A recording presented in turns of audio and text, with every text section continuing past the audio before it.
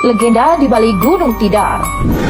Gunung Tidar yang berdiri di bagian selatan kota Magelang, Jawa Tengah, dijuluki sebagai pakunya tanah Jawa. Gunung ini menyimpan sederetan kisah misteri. Legenda di balik Gunung Tidar menceritakan tentang paku bumi tanah Jawa. Dalam legenda ini, masyarakat tradisional Jawa meyakini bahwa Gunung Tidar adalah paku bumi di tanah Jawa. Konon dahulu Pulau Jawa berbentuk seperti perahu yang selalu terombang-ambing oleh gelombang laut dan sewaktu-waktu bisa terbawa arus laut. Pulau Jawa kemudian dipaku bumi oleh dewa dari Kahyangan dan berubah menjadi Gunung Tidar. Paku bumi Pulau Jawa itu konon berada di puncak Gunung Tidar yang berupa tugu dengan simbol huruf sah dalam tulisan Jawa pada ketiga sisinya. Tugu tinggi menjulang itulah yang diyakini sebagai pakunya tanah Jawa. Sejak saat itu, Pulau Jawa dihuni oleh bangsa Jin, dan dalam peperangannya melawan bangsa Jin, Syekh Subakir menancapkan tombak di Gunung Tidar dan akhirnya membuat bangsa Jin terusir dari tanah Jawa dan mengungsi ke pantai selatan Jawa. Kemudian Sabdo Balon yang merupakan